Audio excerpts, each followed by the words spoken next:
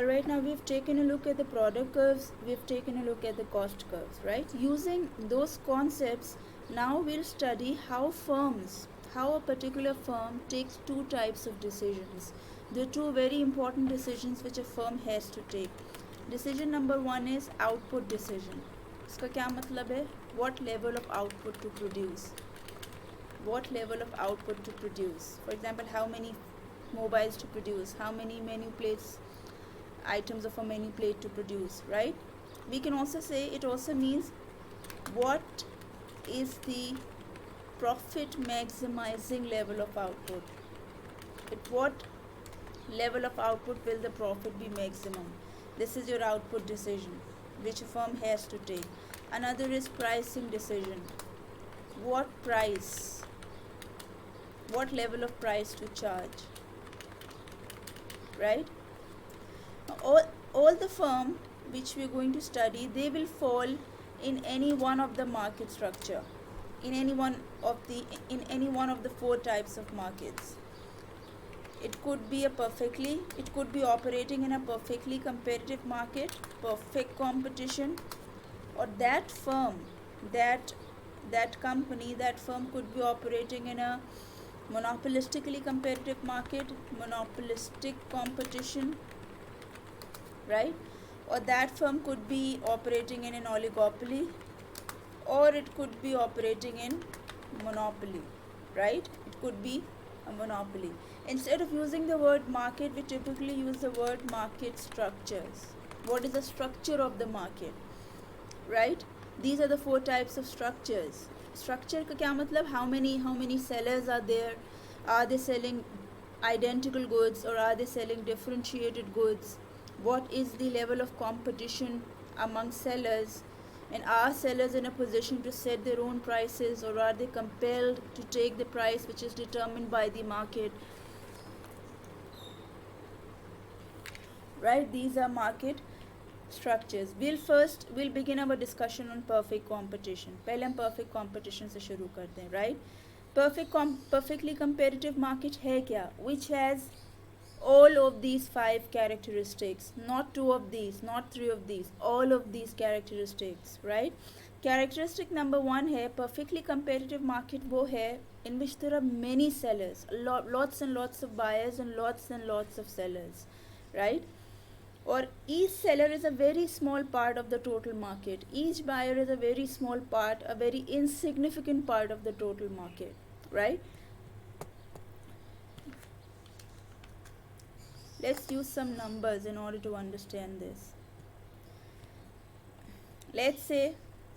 Let's talk about milk industry, right? A milk industry can be further classified, categorized as it could be dairy farming, or it could be distribution, a middleman industry, right? But we don't need to go into that detail. We are talking about milk industry, right? Let's say total output produced in that industry by all the sellers is 30 million liters. Let's say number of firms 100,000 है, 200,000 भी ले सकते हो. I have taken 100,000. Output per firm क्या हो गया? 30 million divided by 100,000, 300 liters. Every firm is producing 300 liters of milk. Her firm का market share कितना है? What percentage of the total output is the firm producing? 300 divided by how much? 30 million, 0.001%. This is the market share of each firm. That's the point I'm trying to tell you. Each firm has a very, very tiny market share, right?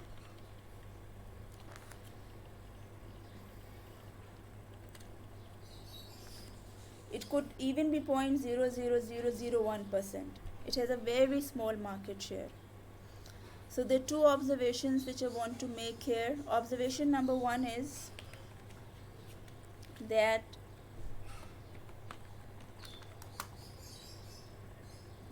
each firm has a very small productive capacity. उसकी productive capacity है ही नहीं कि वो grand scale पे production करे, उसकी capacity ही नहीं है, right? Second thing, what is this?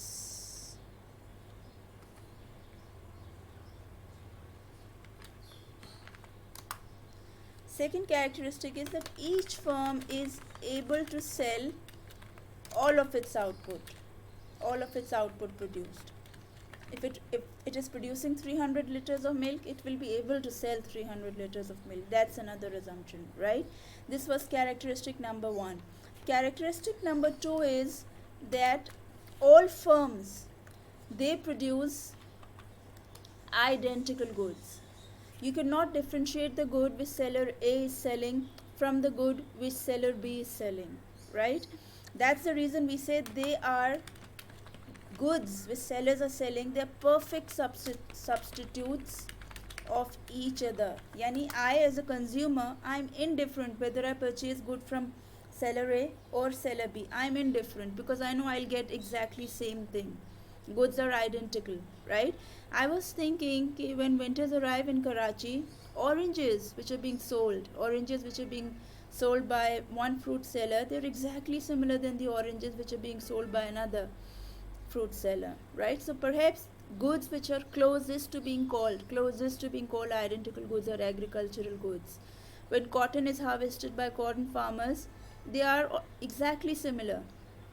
The harvest is exactly similar, right? What are examples of unidentical yet differentiated goods? There are plentiful examples, बहुत सारी examples हैं, right? मैं सोच रही थी ये जो cricket bat manufacturers हैं, MRF, you must have written these symbols written on bats of different cricketers, MRF, SS, right? So they are all producing differentiated bats. They're not identical.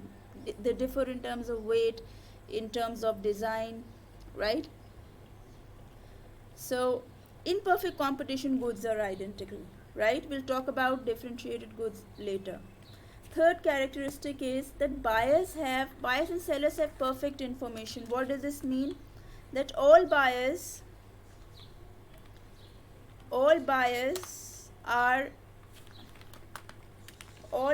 have perfect या complete information भी कह सकते हो, complete information of the prices which all sellers are charging. They have complete information. Similarly, all sellers have complete information of the prices which other sellers are charging, right? They are perfectly informed, not only regarding price, regarding quality and other things as well, right? We focus on price more. Fourth characteristic is no barrier to entry or exit. In a perfectly competitive market, there are no barriers to entry. इसका मतलब क्या है? No barrier to entry का मतलब क्या है? It is very easy to enter that industry. जैसे first करो, there is a person who wants to sell lemonade, right? So the only thing that he needs to do is maybe purchase a lemonade stand, a glass pitcher, lemon, sugar, select a location. He can easily enter this market, right? No barrier to exit का क्या मतलब है? It is very easy to exit the market. So this, if we take this same example, this lemonade seller, if he wants to exit the market, he thinks he's not making profit, he wants to exit the market. The only thing he needs to do is discard this stand and all other equipments. He can very easily exit the market, right? But this is the case in perfect competition, right? What is meant by barrier to entry? What is meant by presence of a lot of barriers to entry? Barrier to entry का मतलब क्या है? We'll study this topic in detail later when we'll study monopoly. Right now I'm just giving you one example. Barrier to entry का ये मतलब होता है, let's suppose there is a person in New York and he wants to supply his services as a taxi driver, right? He thinks that since New York is a very populous city and since many people in New York do not want to drive their own cars because of parking issues, and Uber services, taxi services, it's in very high demand, right? So but when he decides to become a taxi driver, but he soon realizes that the government of that New York is one of those cities in the United States where the government has imposed a maximum limit, a cap, जिसे हम कहते हैं, cap. Government has imposed a cap, maximum limit on the number of taxis that can run on the street. So this is a barrier to entry. You need a license. License requirement is a barrier to entry, right? This is just one example. Barrier to exit का क्या मतलब है? It is not easy to exit the market once you have entered it. I'm using the word industry and markets interchangeably, right? They are one and same thing.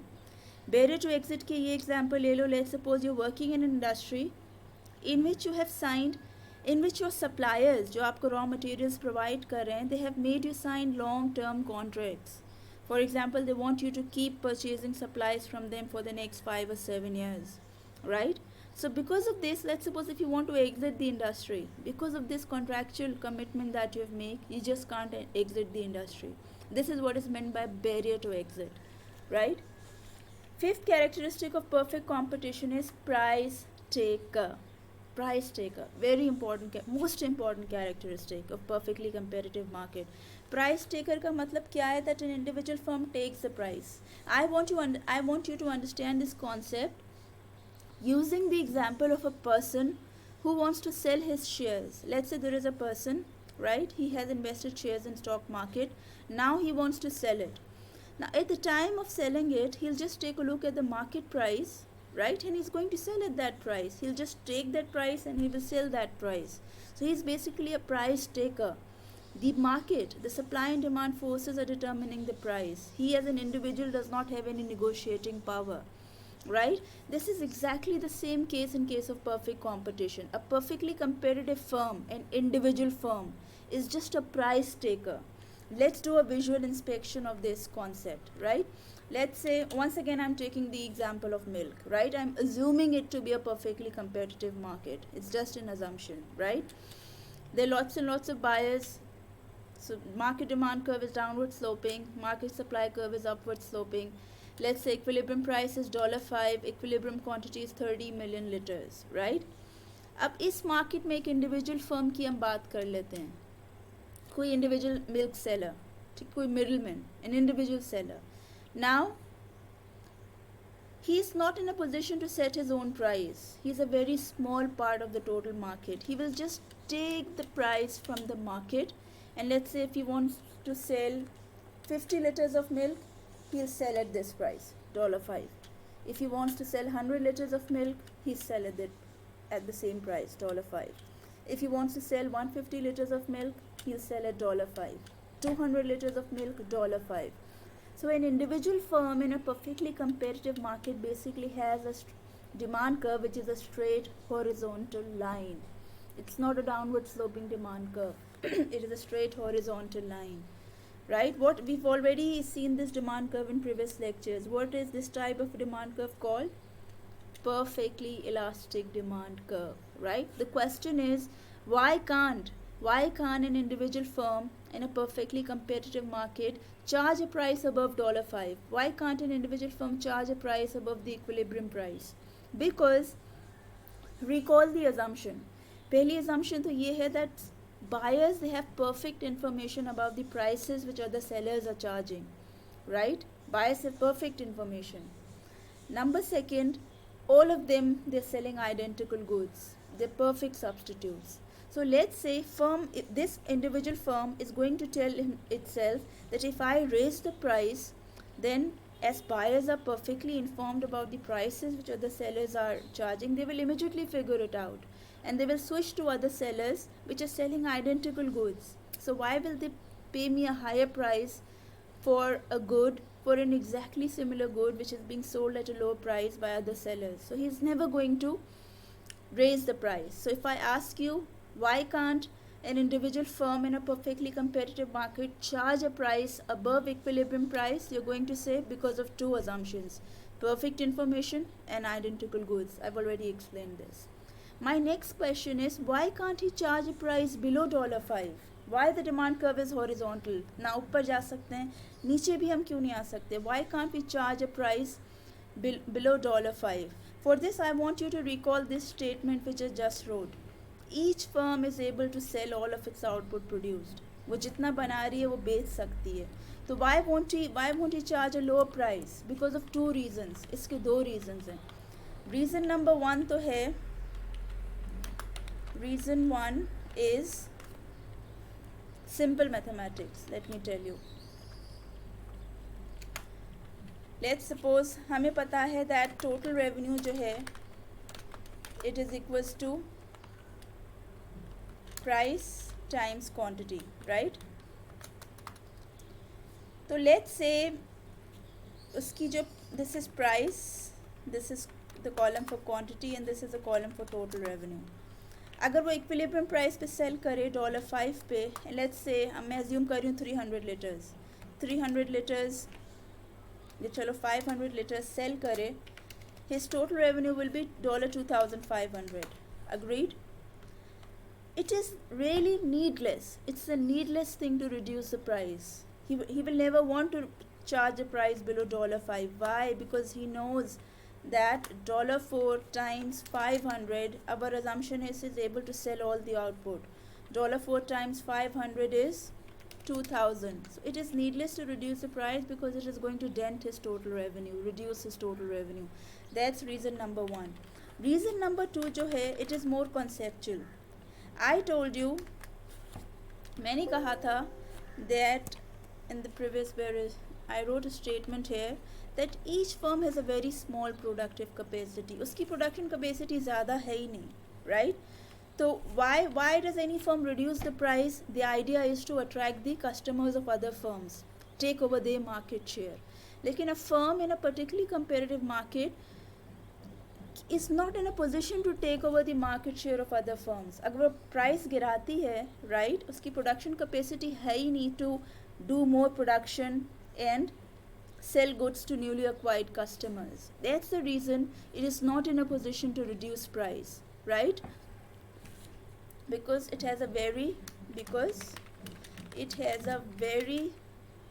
low production capacity and is not in a position to take over the market share of other firms. Okay, so what is the conclusion? That firms in a perfectly competitive market, they have a demand curve which is a straight horizontal line. They can neither charge a price above $5 nor a price below $5. That's the reason the demand curve is a straight horizontal line. That's it so far.